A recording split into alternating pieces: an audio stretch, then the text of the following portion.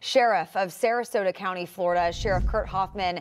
Sheriff, thanks for joining me this morning. I know Sarasota and its surrounding areas took a direct hit last night. I know as the sun is just starting to rise in Florida, you're just beginning to get those first looks at damage. How are you doing? First off, I'm sure last night was a sleepless one for you. Yeah, it certainly was. We've had a lot of storms here recently. We put our first in teams out early this morning. They got out, looked at the roadways, looked at the traffic signals, power lines down, typical things that we would expect. We've categorized all that. And now with first light coming, we'll put our helicopter up in the air and we will be able to get an aerial view. And then we'll have a real assessment of what we've got in terms of damage once we get that. So I know that most of those areas right there on the coast were in those mandatory evacuation zones. Did most people, to your knowledge, follow those orders and get out, or are you expecting to have multiple rescue missions this morning? No, frankly, I've lived here 40 years and been in law enforcement in this community for over 30.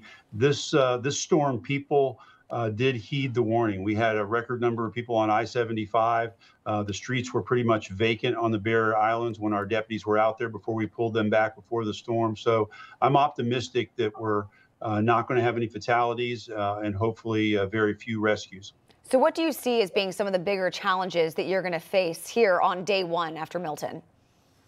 Well, first and foremost is getting to some of these areas, right? We know that we're probably going to have trees down on the Barrier Islands, power lines down. So we'll go in there with search and rescue crews when we have first light, and we'll start kind of going through that. And then obviously we had a significant amount of debris sitting out by the roadside here in Sarasota County because of Debbie and Helene. So that's going to fly around and cause us some issues as well. So we'll see, but I'm pretty optimistic that those folks, particularly on the Barrier Islands and even inland in our zones A, B, and C, the majority of those folks did evacuate. Are you expecting to see a lot of flooding? We've been showing images all morning, again, as the sun starts to rise there. Is that a major concern? Yeah, obviously, tidal surge. This storm was unique in that it had surge, it had rain, it had wind, it had certainly tornadoes, particularly in the interior of Florida. So once we go street by street, yes, we probably will find some flooding. And speaking to the chiefs of police of several of our municipalities in our county, they're seeing that as well. But they're saying 4 to 6 feet, which was significantly less than the 12 to 15 feet that they were predicting when the storm was still far out west in the Gulf. And I know that you've been in Florida a long time, but now we've seen 2 major hurricanes in as many weeks. You mentioned the tornadoes as well. How are the people of Florida doing? Because this is a lot to deal with.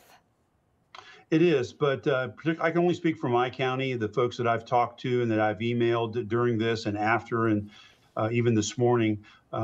Very resilient people.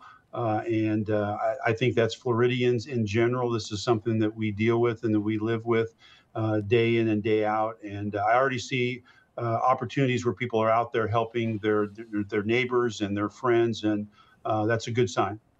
What is your best advice to people, especially living in the Sarasota area this morning as they wake up? Because I know a lot of people that left their homes want to return immediately, but we're hearing from a lot of officials that it's just not safe yet.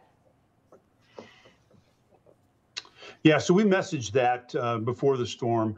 Do not come out and just be driving around looking at the damage and trying to get back into the Barrier Islands. Until the search and rescue teams get in there and go door to door, we make sure that there's no live wires, that there's not flooding. We don't want folks returning to become rescues while we're trying to rescue the people that are still there. We've done a very good job of messaging that out of our emergency operations center here, and I'm hopeful that folks will heed that warning. Yeah, and we've been reporting all morning about the power outages. Right now, I believe the number is at 3.2 million across the state. How is it specifically where you are? Are you expecting a lot of people to not have power today?